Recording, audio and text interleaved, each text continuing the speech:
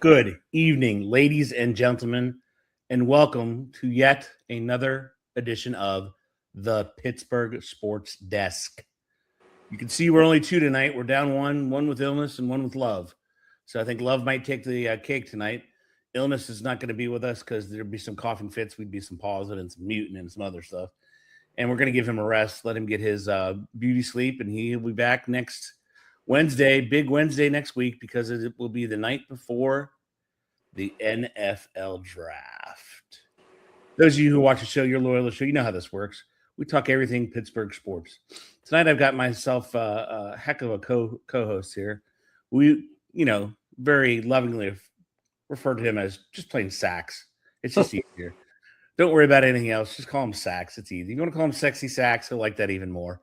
Look at him. He's all decked out. We got a Pittsburgh something on our thing. We got a Steeler blanket in the background. We got something on our head I can't see. Oh no, Eddie, this is all fan gear. Like this was given to me. This was given to me. This is all given to me. All fan gear. I wear it all because it was all presents to me.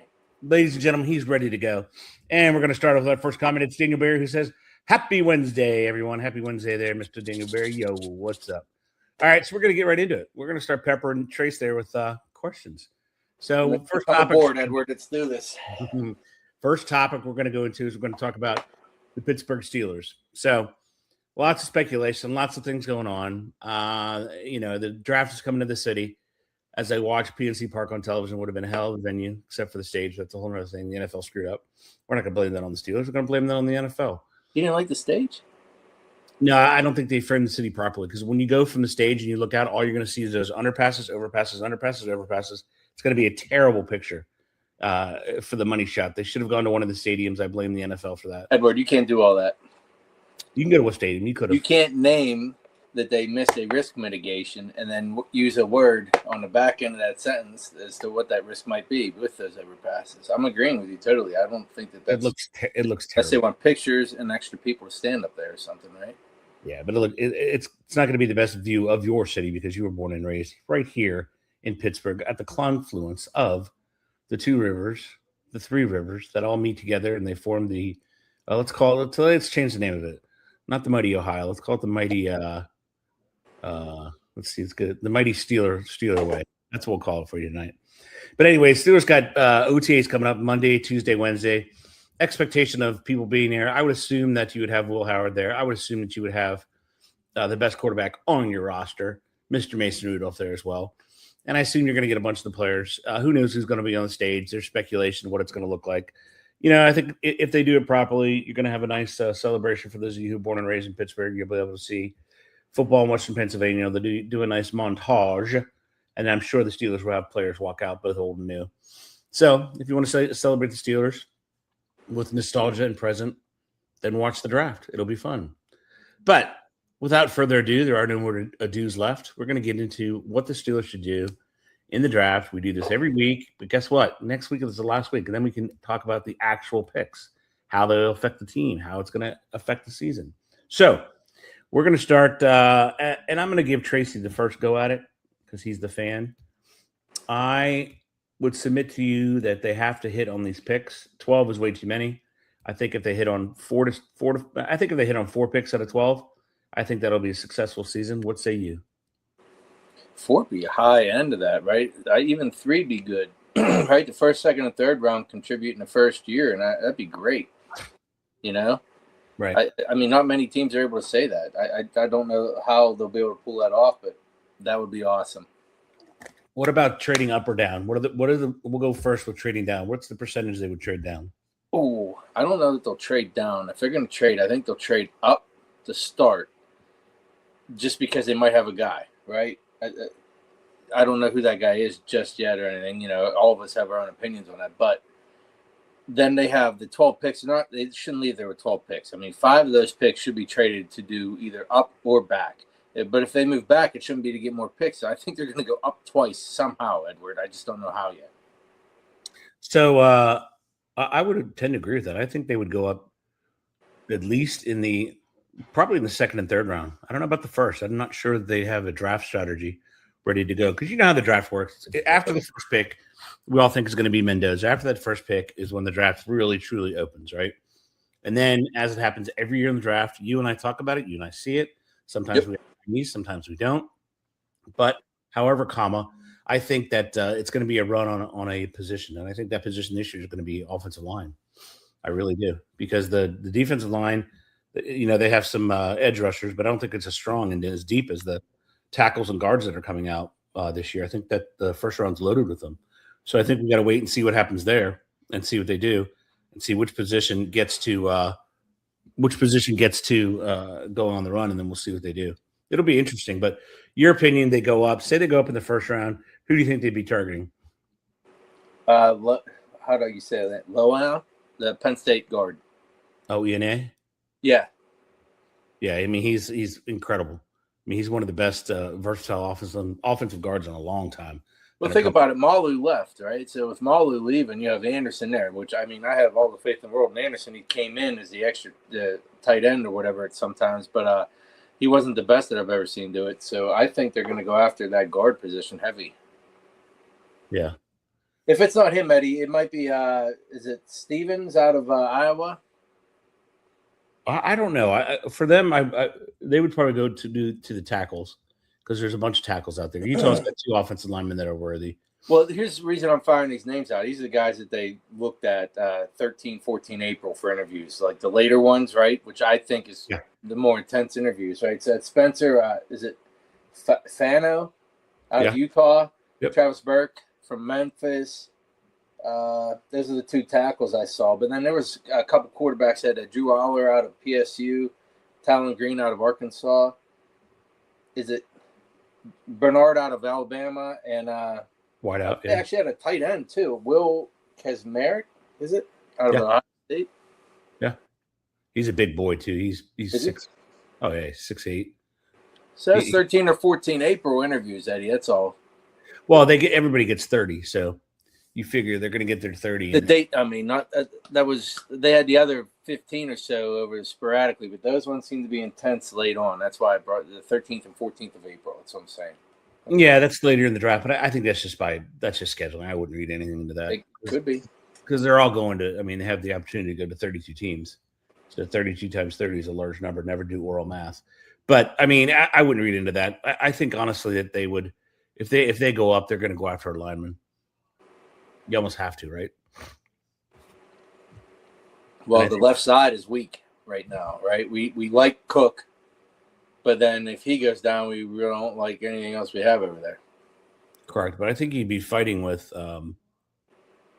Honestly, I think you'd be fighting with a couple teams up there that need talent. I mean, if Kansas City and/or Cleveland don't take that guard, they're idiots, just pure idiots. They both have 2 first-round picks. If each of those teams don't go offensive line with their first round picks, they're insane. I mean, you're going to get but Kansas City might need a tackle more than a guard, right? True, but you can't pass up that talent. You can't draft for need. You have to draft for the best available. And if he's there, he's definitely going to be best available. Oh, I'm not disagreeing with you, but that doesn't mean they'll follow that strategy. You're trying to put, logic, reasoning in an area where it doesn't always fit. True, but I don't know how he gets past Baltimore. I mean, he's a perfect candidate for Baltimore. I think they'd be scared to have Pittsburgh take him. So I think you just called out our first draft call right there. Is they got to leapfrog Baltimore somehow to get after that lineman, or they have a different guy that they want to go after. Already. Well, I mean, it's loaded. You got Blake Miller, right, out of Clemson, who's a good player. So I don't think it's a lot more. I saw a lot more. Yeah. I don't think there's any problems with that. I just don't think that maybe they're just going to stay pat, and maybe they're just going to whatever lineman falls to them. But that's an insane strategy with so many picks, right? I mean, you even have that Markel Bell. Isn't that ginormous guy out of Miami, Florida, right? I think he's a 3rd rounder. No, that's Moaga. Moaga's the guy that's going to block out the sun. Oh, he's huge. 6'7", 340, 350. He's a beast. But I mean, honestly, if they don't trade up in the first round, that's not a good sign for your team. Because with all that draft capital, come on. When you say not a good sign, I mean they might have a plan. that plan might be all right and look good. We might know what that plan is so it unfolds. But I'm agreeing with you. I think they should be trading up to get above Baltimore, and maybe anybody else could possibly take a lineman to grab whatever guard or tackle we want. And I'll give you the perfect analogy, right? Why go to the locker room at halftime with 3 timeouts in your pocket? Why? They don't mean anything. They're more valuable, and they don't carry over, and they're far more valuable. The 3 timeouts in the second half are far more valuable. So why would they be a team that would come back with 12 players? I'm telling you, they're not. If they don't see how they can draft up and they can really manipulate the draft to their plan. I think that's the whole build, though, Eddie. I mean, there's no way to have reason to have that many. Like, I think it's by design, right, is what I'm suggesting. Right, but I'm saying, I mean, their plan. They could have the draft around their plan, not the other way around. Right, I agree. They really should be looking to do that because I think it's just going to be better for their organization. I mean, you can't go in there and and there's going to be teams that are going to want to drop back. Dallas might want to drop back, pick up an extra 2. And when you get above, all you have to do is get to 13 because Baltimore's at 14, right? So, I mean, that makes it a heck of a lot easier because it costs less draft capital. You're going from 21 to 14. If you look at the points, it's probably a second-round pick, and they have 2 of them, right? So if you get above Baltimore, to move up there, you could even give a second and third round. They have 3 third-rounders, right? A second and third round to move up. But I'm saying you might not have to because the points-wise, the value of the second-round pick is probably enough to get you up there. Yeah. I would want more if I was giving up my 12th pick. They might say, give me a second or third. I think it's worthy just because of the fact that you can dictate who you get. And I think that guard is worth moving up for. Not a lot of players are. He's not Broderick Jones. This guy's a thumper. I'm in total peace. Yeah, and the way he moves around on tight end like they do with Williams out in San Francisco. I mean, how scary is that having a 340-pound guy coming at you? On the line. I think they have an opportunity here to help that line because that would help the line if you get a guard like that. I mean, it really would. I mean, with Cook out there too, you got your 5 ready to go day 1 at the OTA. Right now, let's say they don't go. Let's say offensive line is not their position they want. Where do you think they go at 21? Oh my goodness, Eddie. It'd have to be defensive line then, right? With Cam getting old. You'd think, but you wouldn't hold out for a wideout? Not at number 1, no. Not at number 1 overall. You want to do that in the second round? Is what you're saying? Second or third. I mean, it's a pretty deep wide receiver draft. I'm agreeing with you, and I know there's some really good wide receivers out there. I'm not suggesting there isn't, and I'm not saying wide receivers are not worth spending the draft on.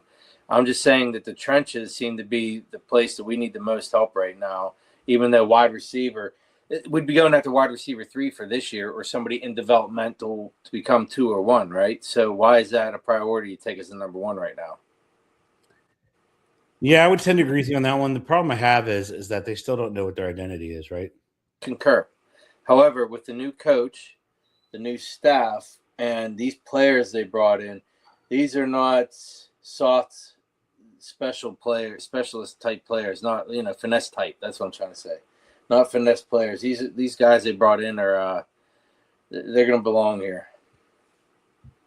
Yeah, I mean, I'm not as bullish on their offseason as everyone else is. I like the safety pick, but nothing really else interests me. Wide receiver, Pitts, same guy. In his name. His name's Pitts. Hello. Yeah. His name's Pittman, but I think they already have that guy on the team. I just do. I don't think that's going to do anything to. And I think the running back's lazy. He runs when he wants. You're not going to be happy with him. Well, also keep in mind he's competing. He has 2 other guys that are competing for his seat right there, right? So I don't know that they'll be able to take it from him day 1, but you get a guy who's a little bit lazy and whatnot, and it's showing up on film. It's very easy to sit him down. You would think it would be. You really would. You really would think it would be, but I'm not sure. I'm not sure how they're going to play that. I really don't. And I think, and where are they in the second round? They have 53 and what else? You know what? I don't know off the top of my head, Edward, but I can actually look right now because I have 2 devices nowadays. Yeah, that's what I'm looking at. I don't see their other one right away. But regardless, I mean, there's an opportunity in the second round to hunt for a wide receiver or 2. 53 overall, Ed. I thought they had 2 twos. Nope. Then round 3, they got 76 overall, 85, and number 99. So 3 threes. I was right. 3 threes and 1 2. 2 fours. Yeah. And then 1, 2, 3 sevens.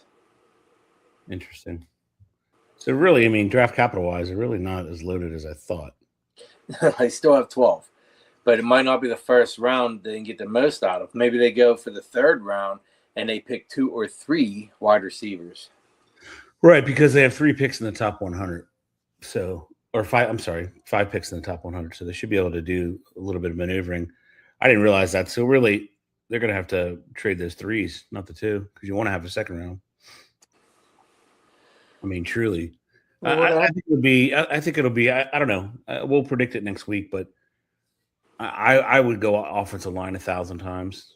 I really would. That's my guy. I like the Penn State guy. How do you say his name, Eddie? Ione. Ione. That's his last name. His first name is a little bit more difficult. Is it Leon or is it the Ione? Okay, now whatever, man. You just call him sir. Yeah. Yes, sir. When he comes in, No. You just give him day one. The Yenzers will have a nickname for him, and I'll just follow suit. That's all it is. Well, there's not an announcer here. Ione. Now I see how you're saying that. Okay. Yeah, I don't see them picking. I don't see these announcers around here picking that name up very Oliva Vega, is it? Ione? Yeah, probably Oliva Vega, Ione. Yeah. They got one there. RDM. Yeah, I like it. All right, RDM says, listen, this is Pittsburgh show, but let's talk about my Falcons for a second. They're like the Browns being guardians since the Super Bowl. Oh, man. Man, that is harsh. We can talk about them real quick. I honest to God, have no idea what they're doing. They have 2 quarterbacks that you hold your breath every time they go under center. One's on his 3rd ACL. The other one is a concussion away from death. So I don't know what they're doing. I mean, are they sabotaging it all to try to get Arch or the kid out of Oregon? I don't know. They still have a very nice running game. You still have decent wideouts. You got one of the best tight ends in the league. Your offensive line's good. Defense isn't bad. I'm not really sure what they're doing at quarterback, but they have another guy in there who's able to rehab quarterbacks. Don't forget he won some games with Baker, playoff games, and he won some with Flacco. Won some playoff games with Flacco. So he knows how to treat the quarterback. I just don't know what he sees. What his reclamation plan is for Tua. But all right, we got to keep going on Steelers. Anyway, so we really think that I think they should go line. I don't know what you think. Yeah, we're both agreeing there, and we'll have it pretty much narrated. We've already said the name they're going to pick. We just don't know who it is. Right, because it'd be crazy not to go line. And then in the second round, with only that second round pick, got to be a wide receiver. Got to be somebody, some sort of toy, right? Got to be a wide receiver. And then in the third, or maybe in the second, you get a running back. And in the third, you go for a wide. I don't know. You have to see how it plays out. And then they're going to take a flyer on a quarterback because you only have 2 on the roster. I mean, Ed, I don't think that I'd stop them from getting a middle linebacker or an edge rusher in the second round. RDM 1487 lives in Texas. He says, I live in Texas, and I can tell you Arch ain't like that. Nah, he's 6'4". He's a little slender. I mean, he came on a little bit at the end of the year. I think he still needs to mature, and he's making a crap ton of money from University of Texas. And I don't know that he comes out. It's going to be, heavily dictated by his Cooper and his 2 uncles, because I'm sure they don't want him going to a crap team, just like they didn't want Eli going to a crap team, and he ended up going to the Giants because he was drafted number 1 overall by the San Diego Chargers, but they did a flip-flop. So he definitely still needs to grow into his body. He's quicker than his uncles, but he definitely needs to grow in his body. He says, I think the draft will be sneaky good for wide receivers. I agree. There's a lot of wide receivers in the draft. There's a ton there, man. Yeah, I mean, last time I looked at it when we were doing the draft analysis, we got up to 18 that are names. So, I mean, that you'll know. So, yeah, deep in wide receiver. I think it's deep on the O-line. The only thing it lacks is quarterbacks, which is, ironically enough, is the only position in football that everybody needs, right? Yeah. Right. And it's everybody needs. They say a third of the league has their quarterback. A third of the league thinks they do, but not sure. And the other third doesn't have one. So if you take your team, say the Falcons, they're in the final third. And they have company there. They're going to be there with the Steelers, that don't have a quarterback. But that's just the way the NFL is. for I whatever like your reason. call already, Eddie. As I'm looking at this here, with all these wide receivers, I'm revisiting just all my thoughts on it from trying to study up earlier. There's enough wide receivers. I don't think the run's going to be there. I think you're right. The run is going to be, it's either on tackle or guard. It has to be one of those two. In the first round, at least, I think that's what's going to happen. Those tackles are going to start flying off the board, and everybody's going to get nervous. Got to get one. Like it always does. It usually happens with quarterbacks, but it lacks quarterbacks. I think the back end of the first round will be interesting because I think somebody will draft up in there. Because if Ty Simpson's available the first overall, the Jets are going to take him in the second round, no doubt about it. But getting back to your Pittsburgh Steelers, so if they come out with like 10 players, it's going to be a joke draft for you. It really is. They should come out of this draft with 5. If you take 6 of those picks, you got to come out with 2 to 3 starters. Have to, no doubt about it.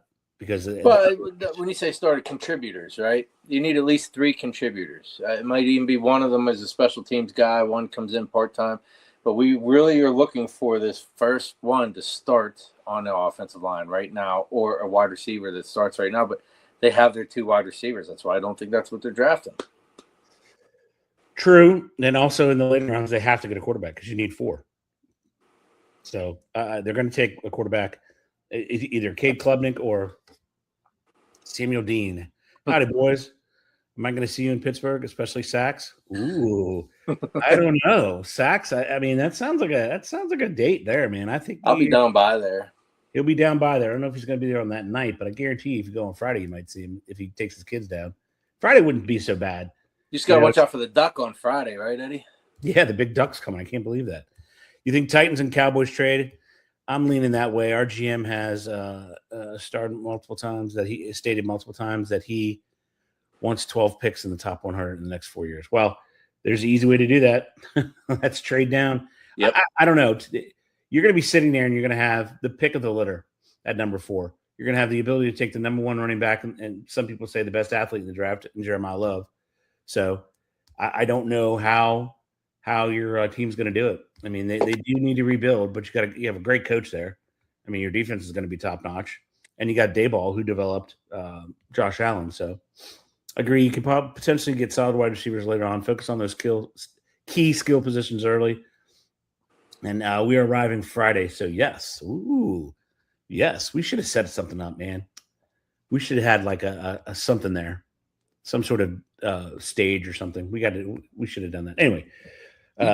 We're digressing again, but the Steelers. I don't know why you wouldn't have done that, Eddie. That's poor planning on your part. I know. I should have done something better. I blame myself. So Steelers probably should focus on the line, but worse things, better things have happened. Good things have happened. Bad things have happened. It's just a draft. It's a weird thing. You prepare the entire year, the entire offseason for the draft, and yet when it comes up, you have 8 minutes, and suddenly people lose their mind in 8 minutes. It was 10 minutes last year. Now it's going to be 8 minutes. Thank God, because 10 minutes was just ridiculous. But somebody's going to lose their mind. Somebody's going to draft up or down, and then all hell's going to break loose like it always does. You just have to figure out what pick that is, and if your team's ready to move up or down, is all you have to do. So it's going to be fascinating. The Steelers probably should stay line, but who knows? Knowing the Steelers, they'll probably go all. They'll probably take Concepcion or the kid out of USC at wide receiver, even though they don't have a quarterback. But I think in the late round quarterback, I think they'll go for a Garrett Nussmeier or a Cade Klubnik. What do you think? I don't know. I've never seen those guys in action, man. They're both athletes. They both can play. Both were hurt this year. What was missed a ton of time. There was that one guy I sent you. North Dakota State. Yeah, that guy. Is that one that you mentioned there? No. Cade Klubnik is Clemson and Nussmeier's LSU. No, I like the North Dakota State guy. That is an athlete. That guy, he could contribute on like a special teams right away or something. The only problem, though, is they don't play anybody up there. That's the problem. You come down to the SEC, and Nussmeier's got experience in the SEC, and to a lesser degree, Klubnik's got a lot of experience in the ACC. But, I mean, stranger things, again, have happened. You are referring to somebody that would play actually quarterback for them, and I'm talking about just an athlete to have on the team. Well, if you're doing that, go get Pavia. He's a hell of an athlete. Well, in the late round, I mean, that guy. He'll be there. Trust me. All those players will be there in those late rounds. I mean, there's no doubt about it. All right, so Steeler Talk, we did pretty good, only 25 minutes. So now we're going to transition, and just imagine transition music in your head. And we're going to talk about the team that plays on the ice, the Pittsburgh Penguins. They finished the season at 98 points, only 40 wins, though. You guys got a bunch of those ties, 16 of them. So 40 wins, 98 points. What's that? Not from shootouts. No, but you get the loser point. I know, but if they would have won shootouts, they would have done a lot better. Yeah, but they didn't. I still think they should go to international scoring. But again, that's just me. It is just you. I know. I'm the only one who wants that, but the whole world does it. IOC does it. So you get 3 points for the outright win. You get deuce for the win in the shootout, and you get nothing for a loss, which is perfect. Nothing for a loss. But anyway, so the Penguins are coming up. They look as if they're relatively healthy. I think the biggest question mark with the Penguins right now is going to be goalkeeping because I don't think they're very strong there. And that's really what you need. You need a hot goaltender to take you through the playoffs. Skinner, obviously he has experience, but they don't have anywhere near the firepower that Edmonton has. Not even close. I mean, Edmonton has so much firepower. And he got him to Game 7 twice. But, you still got to score and you still got to do all that fun stuff. But I think that they come against the Flyers. They're both tied at 98 points. And the Penguins did get the home ice, right? Even though the Flyers had more wins, more regulation wins. I don't know. I didn't see. I didn't either. I think they got the home ice. I don't think it'll matter, Edward. I don't think that I'm putting a bunch of stock like you guys are in the Penguins. I'm just not. I've seen them play all year, and their goaltending is not reliable whatsoever. I think that's going to be. Philadelphia isn't any better. No, we're not talking about Philly because this is a Pittsburgh show. I know, but the team they're playing is not any better, so it's a crapshoot either way. Is my point. It's a crapshoot. I think. I think if we start and we focus on the defense, pick apart the defense of the Penguins. I think they have two offensive defensemen that dominate the defensive pairs, right? In Carlson and Letang. So I think they start there. Those two run the point on the special teams, and then really they're not true home defensemen, right? So you don't really have those home defensemen that are going to knock the snot out of people and clear those lanes in front of Skinner. Well, they got a couple. I can't remember their names off the top of my head right now. They got a couple boys with some size and some grit there now. Yeah, but if we analyze the pairing that they're obviously going to have, I think that if you go line by line, how do they stack up against the Philly forwards really? Because you got Pittsburgh. We'll go over their defensemen real quick. You got Carlson, Letang. Carlson and Letang aren't always on the ice together. I know. Your big boy is Graves. He's a big boy, 6'5". Telling you, I'm not lying to you. St. Ivany, I don't know if he's coming up. I don't know if he's still in there. But you got a Belarusian, Ilya Solyov. Bad. It's going to be interesting. I mean, you're going to take the age of – because the Flyers are young. The Penguins are not. They are old. And you got Skinner in the net. The Pens are old, but they've almost rebuilt with the three guys that are old around them. I like it, Robin. Yeah. Skinner is good enough. Pens beat Philly in 5 games. Skinner's good enough. Silva's just not reliable. I'm going to take the great Mr. Colonel retired Robin Simmons, and I'm going to say I don't think it's 5, buddy. I think this goes 7. It goes 7, and whatever goalie is hot is hot.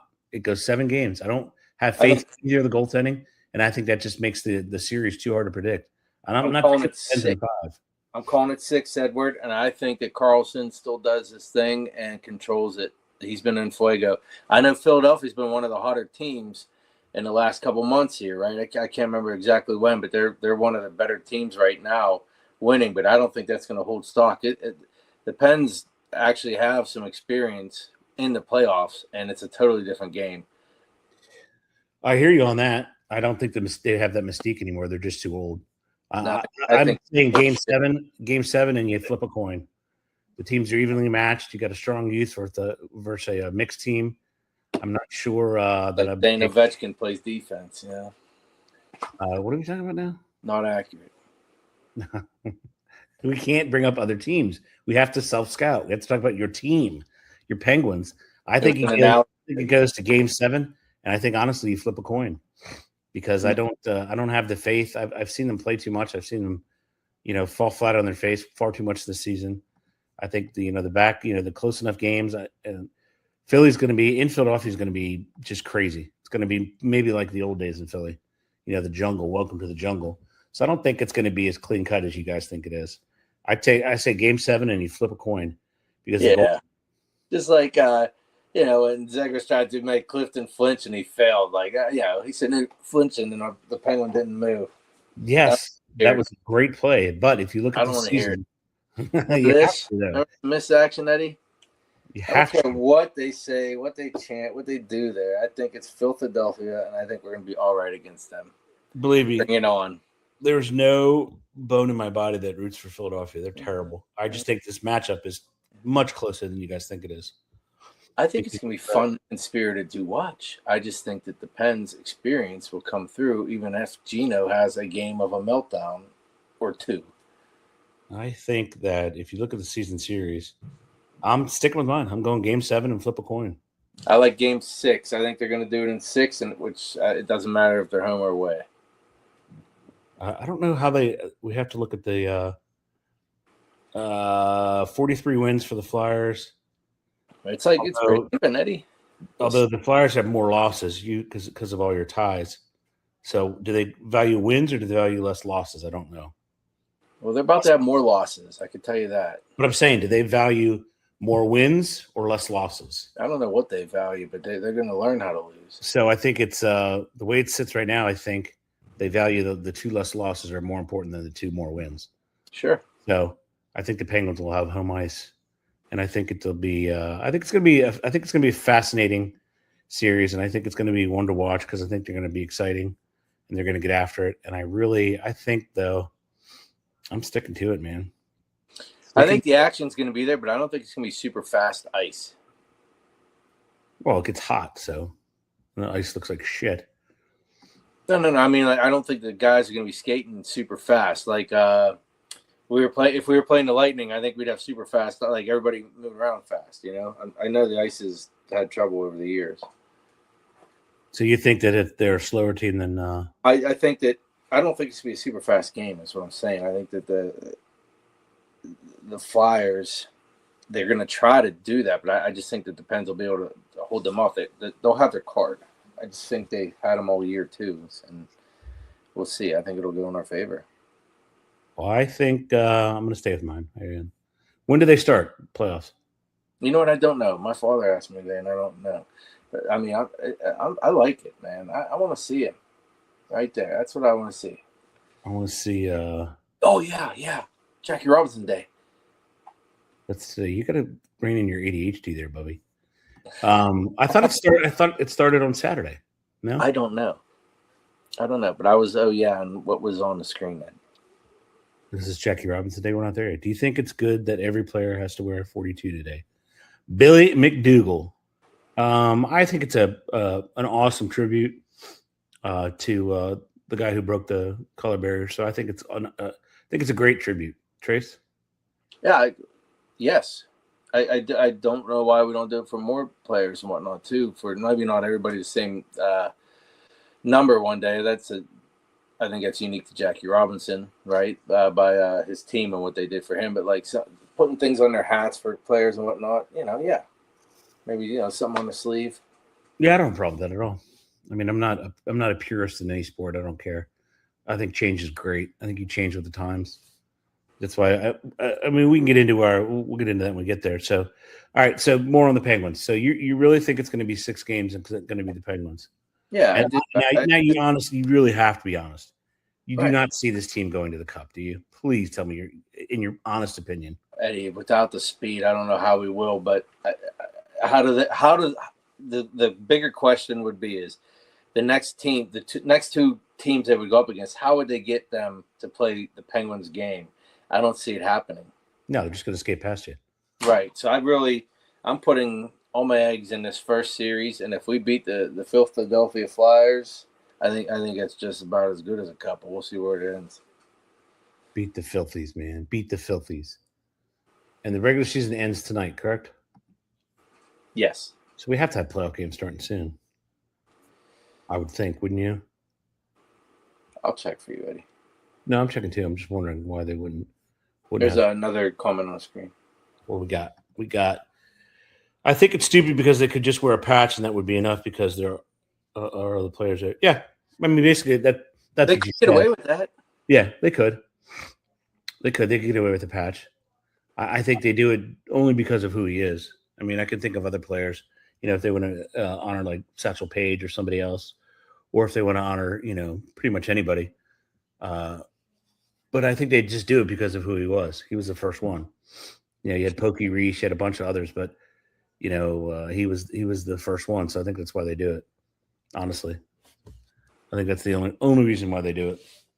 Because I mean, I think it's kind of the only sport you really can do it because you don't really have any like you couldn't do it in hockey, right? Because you call a penalty on number 42 and everybody with, everybody's 42. So what do you do? When you have Sid, anything is possible. No, come on, Robin. Yes. Holy Moses, Batman. I mean, he's done it on multiple stages, Eddie. You can't dismiss that. Yeah, and he said, Billy McDougal said, yes, he agrees with Josh Gibson, Satchel Paige are even better players, and they ignore them. They do. You're right, they do. They do ignore them, which I think is wrong. I mean, they should have, it's also because they don't play, say they played baseball in the middle of the month of February, Black History Month. Totally different. I think every team would do that. They just don't do it, because they don't play. But yeah, and the only reason they do it is because Jackie Robinson was the one they chose. He was not the best player by far, was not. But he was the one they chose because not only could he play baseball, he also was able to, to have the grace under pressure talking to the media. So that was a big thing of why he was chosen. But you're right, Satchel Paige, they're much better players, but they chose him, and so that's who they honor. But we'll get back to hockey and that ridiculous Sid comment. I do not believe. I do not believe they can go. It's an accurate fact. I do not believe they can go far. I think if they win, they're one and done. Because it's just, and to your point, Trace, they're slow. When they get skating with those younger teams, they can't keep up. Can't keep up with Carolina. Can't keep up with Tampa Bay. Unless they control the puck. But you're lucky because they're going to cannibalize each other, right? So some of these teams, everybody has to play. So there's many other series. I don't think that's accurate, Eddie. I think that Letang is not had as much ice time as in the past, and I think Carlson has had more recently.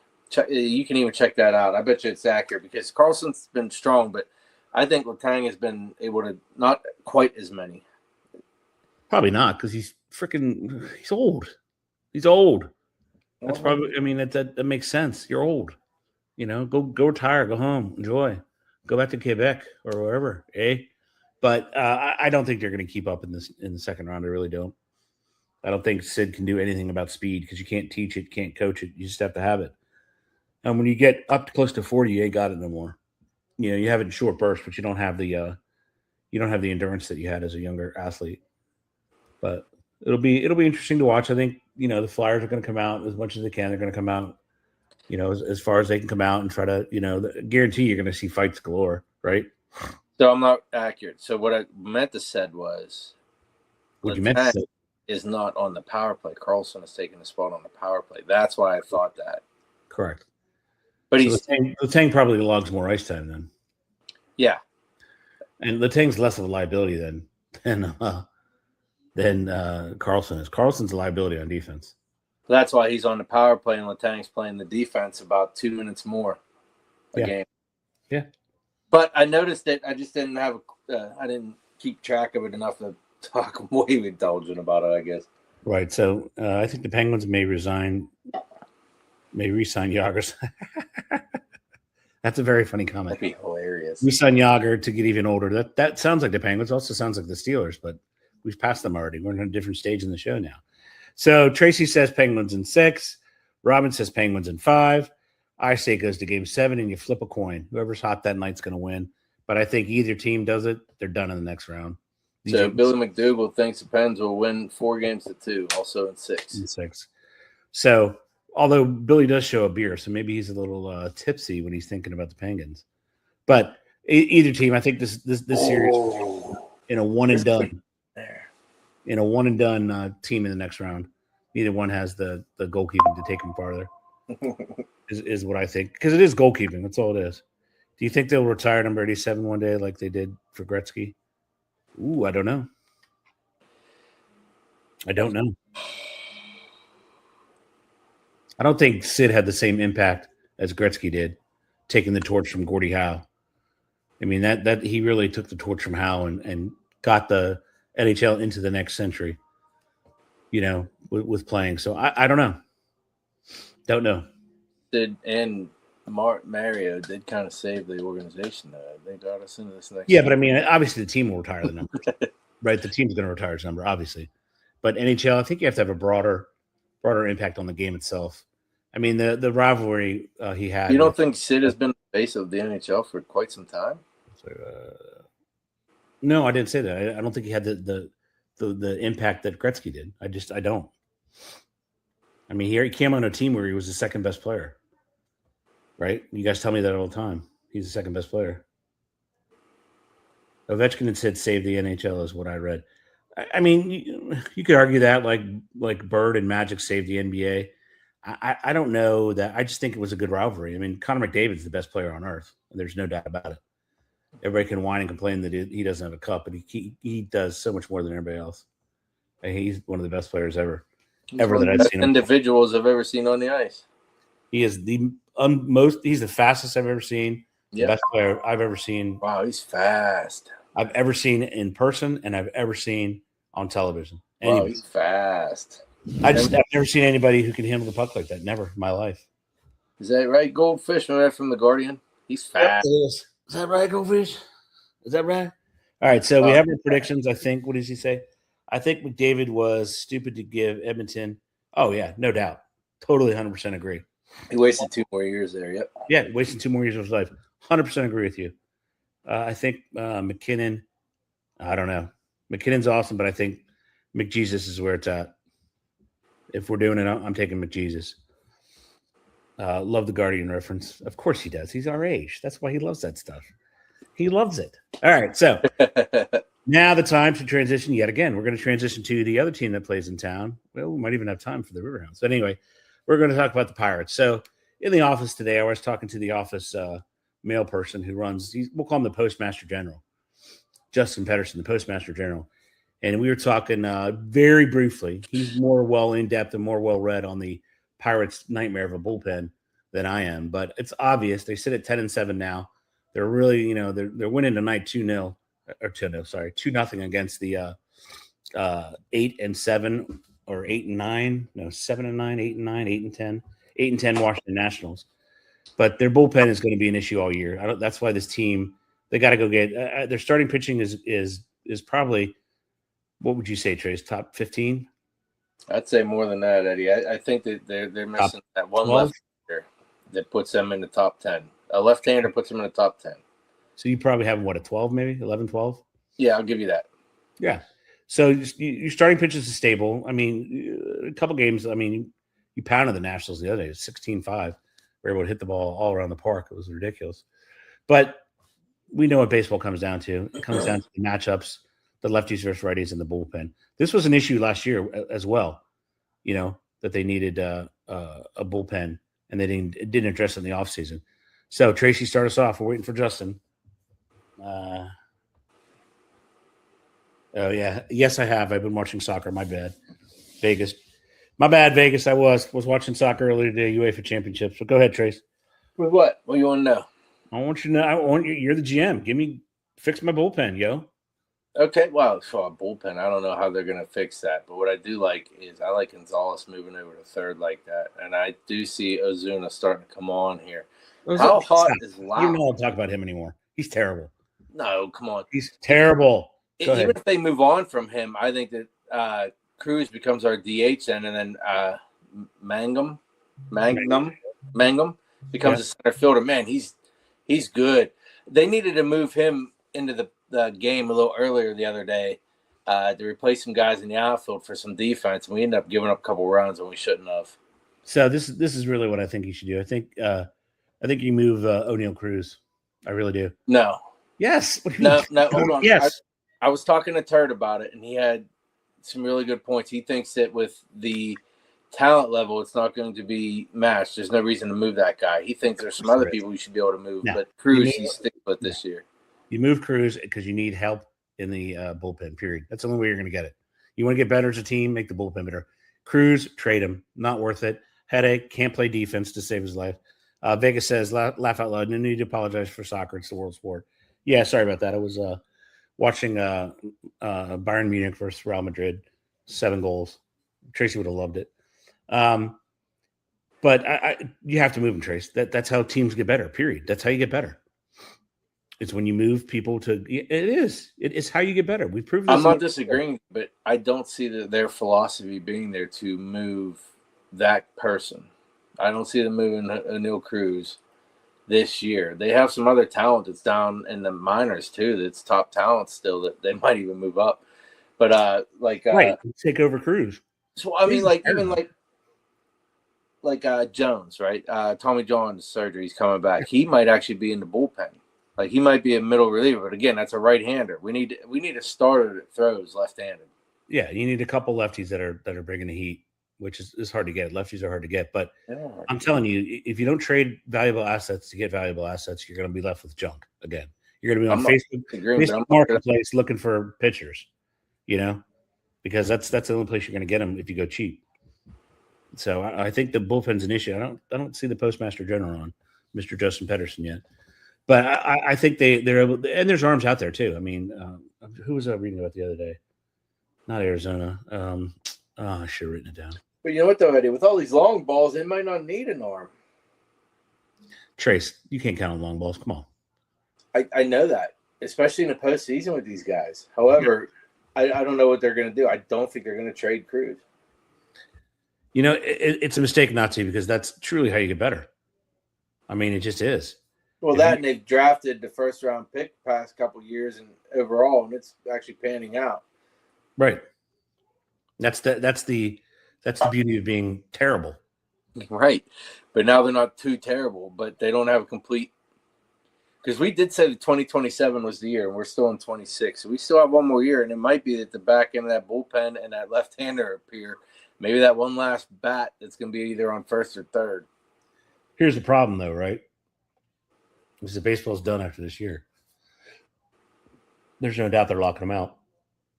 And you have Mlodzinski is coming on to close. Mlodzinski? No, he's not coming on to close. Oh, he was the starter tonight. I'm just watching his pitches. He was. And he is winning. Mlodzinski. I still think you trade assets to get assets, period. It works in every sport. You dangle a good player out there. Hey, well, man, there's some rocking mullets in the game now again. It's fun to watch. I think you like the mullet. I'm not sure why. I'm a Yinzer, dude. Of course I You have Dennis Santana, who's coming in to close. ERA of 1.13. Yeah, this guy's all right. He's pretty good. Yeah, we'll see if he's worthwhile. Yeah. ABS challenge, and you failed the challenge. It is a ball. Confirmed. 1.2 inches off the plate, a ball. Why would he challenge that? Don't know. Oh, because we had. All right, so let's talk about it since it came up in this game. What are your thoughts on that? What are your thoughts on the ABS? I actually like it. I wondered when it first started. I saw the irritation in the umps. Now when the players challenge, I see just the protocol. They go out, they say players challenge, and they look. So why not just make it fully autonomous? Eddie, I don't know why you would do that. There's still something to the mystique of having that actual human back there yet that may even be. No. You never remove the human. Never. But if that human's there, then why would they be there if you're going to just have the balls and strikes show up on the big scoreboard? Because the human's there to call the plays at the plate, right? Call them down the line, up the line. I mean, there's a reason for human. Full autonomous. Full autonomous on the ABS system. That's all. Just on balls and strikes. Yeah, it's instant. A lot easier on those guys. Yeah, it's instant. I saw a game the other day. He's out. I saw a game the other day. It was I forget who was hitting in Seattle, right? And the ball comes in. The guy takes his stuff off, walks to first base while he's tapping his head. Now, didn't agree with that because that kind of shows up the umpire. But the pitch was so obviously a ball, and the umpire called it a strike. which makes you wonder why. You add that human element in. It's the second half of a doubleheader. Do you think they're going to change the strike zone to make that game go quicker? When it's August and both teams are so far out of contention, it doesn't even matter. Wouldn't you rather have that? Maybe. There it is. See, the one ump missed the pitch that was right down the middle. I swear some umps have stock in the ABS system company. They might too. I wouldn't doubt that at all. But I just think it makes the game. I don't like the stupidity where, Jim's behind the plate. Jim has a really wide strike zone. Oh, look, Tommy's behind the plate today. Tommy calls balls and strikes accurately. Like, it doesn't make any sense. And go back to football, right? Oh, he lets everybody go offside it. You can do that. You'd be out of the game. But that's the variance that made the game for a long time that I believe is what you're saying is no longer what makes it the game, Eddie. Well, because think about technology, how far it's come. You can sit at your house right now, and you can call the game. Here, we'll do it. We'll have a pitch coming up. I never saw 0-2, pitch comes in. About watching it's wide left. It's a ball. He's walked the Nationals player. I mean, we could do it here, and that's Abrams. He walks J.J. Abrams. Up to bat now for the Nationals is – it's raining. Ooh, yuck. Up to bat now for the Nationals is so-and-so. Santana, he goes to the windup. We could do it here. That's what I'm saying. I mean, it's that crazy. That's why I say just go with it. If you're going to have the ABS, just go with it. It calls everything, balls and strikes. Otherwise, what the hell is the purpose of doing it? They're going to play this game. They're not going to do anything with the rain delay. That's interesting. I would call it. I mean, you could, right? Because it's past 7. Yeah, and he's a ball high right. I mean, see, we can do it. Anyway, I like the ABS. I think it should stay there, but I really think the Pirates need to move aggressively. And they should, if they're actually serious about baseball in Pittsburgh, they do it way before the trade deadline. I do want to remind you they are in first place right now, but what me and you are talking about is moves that they're going to make to go deep into the playoffs. Well, they have to make the playoffs first. This will help them make the playoffs. I mean, that's the first thing. You have to make the playoffs. That pitch is in the dirt, and that dummy swung at it. Barring 2 of these starting pitchers going down, I think they have a decent enough team with these bats that they're 10-7. Be there. They're 10-7. I think they're going to be there because the other teams in their division are not that good. But the Brewers are an excellent baseball team. Okay, one. So the Cubbies, so the Cardinals. Cardinals know how to play baseball. They're a professional baseball team. No. Cubbies know how to play baseball, professional baseball team. The Reds are the Reds. They're not very good. I think it comes down to the Cubbies, the Brewers, and that's it. The Brew Crew is a good team. They really are a very good team. We handled the Cubbies. Yeah, the first part of the season, you're right. Let's see where the standings, where you stand right now, and let's see where the Pirates are. 10-7. So you're tied with the Cincinnati Reds, 10-7. 1 game back is the Cardinals. 1.5 game back are the other 2 teams. So the division's really tight. You have no room for error. So that's why I think you go for that bullpen move right now, if they want to be serious. Well, I said Jones is coming up. Yeah, but I mean, I don't know what their protocol is on Tommy John. Because it's his second year. Yeah, he missed all last year. But with the Tommy John, it also adds speed. I think you get like 2 to 3 miles per hour higher with the Tommy John. It's tighter than what the big Lord man upstairs said. Is it the final batter? Maybe I'm behind on the television. No, I'm not behind. All right, so the Pirates need bullpen help. Sachs did not give me anything on the bullpen, so we're going to fire him as the GM. Well, no, what you're asking me, I don't know, is the other players on other teams. I don't care about. Well, yeah, right, but I mean, I don't know who they are. You're the head guy. You go to your scout and you say, "Hey, scout, I want a left-hand reliever who throws in the mid-90s," and they say, "Oh, we've got so and so from blah, blah, blah." I mean, that's your job, is just to get it from them. But if you got that from them, I would still trade Cruz. I just would. He's a liability. I'm not disagreeing with you, Eddie. Just talking to Turd had a different opinion on it. He thinks that he'll come around and whatnot. I just think that he hasn't figured out how to play the game. He just hits the ball and whatnot. But then again, as I say that, I watched him shorten his swing and actually catch up to a high fastball with it. So I don't know. In the outfield, he seems to be struggling. How old is it? At the plate, he seems to be doing okay.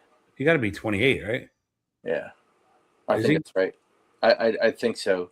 When the hell is he going to learn how to play the game?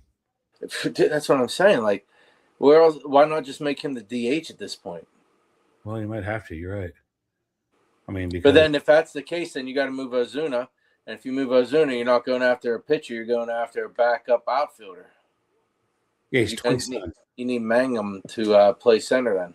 Yeah, he'll be 28 this year. I think the experiment's over, dude. It's over. I think you trade him. I mean, you did the same over. thing. You know, punting the ball right now, right? Yeah, but you did the same thing with starting Marte, who's kind of a similar player. You got rid of him. You know, that's why I think in order for them to be competitive, they almost have to get rid of it. We got rid of Bobby Bonilla too. Man, he got one over on the Mets, didn't he? Yeah, that day's coming up. That's coming soon. Yeah. All right, folks. So we sit here at we gave ourselves a healthy 5 minutes to talk about the European sport of football and the local team, which is the Pittsburgh Riverhounds. They are in the U.S. Open Cup, and for those of you who don't know, the U.S. Open Cup is open to any level of soccer, professional soccer in the United States. So the Pittsburgh Riverhounds traveled to take on MLS New York Red Bulls, and currently they are getting their ass handed to them. It's 3-0 Red Bulls. So I think it's safe to say they're out of the U.S. Open Cup. Luckily, they have the Jägermeister Cup, which is a fun one, and then they have the season Meisterburger. So they have the Jägermeister Cup coming up. I think they're sitting okay. They had a tough loss to Birmingham. They face Indy 11. This did he send that out of here? No. Warning track power. Game over. So that gives you 11 wins there, Trace. 11-7. So this weekend, yes, first place. You're right. It's amazing. We say this till about where are we? April. We'll say this for another 2 weeks. That's why I think you do it way before July. July 31st is way, way, way too far away. I think you make the move now, but they are the Pirates. They're not going to do it. So why are we even talking about it? So anyway, the Riverhounds, I think the team's coming together fairly well. I think they are getting to know their players better. They face Indy 11, which they drew in Indy 1-1. So they face Indy 11 and their old goalkeeper, Eric Dick, coming into town on Saturday. If you're in town, you get tickets for $10.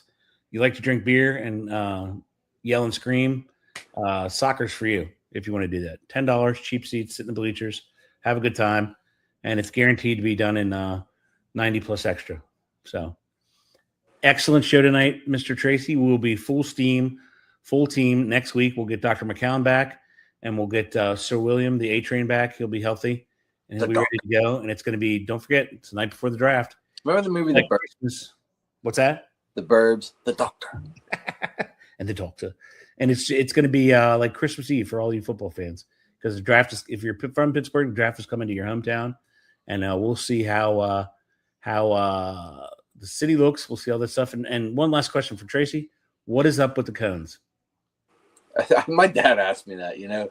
I'm trying to talk to somebody who's a little disconnected from everything else, and he gave me that look. He said, well, what's going on with the cones? I said, Dad, they made it up. It's like the green weenie from back in the day. And he started laughing. And it was, he fired out the guy. Prince. Not Tom Prince. What's the other one? Yeah. Prince is green, tackle the green weenie. He started laughing. He understood it right when I said that.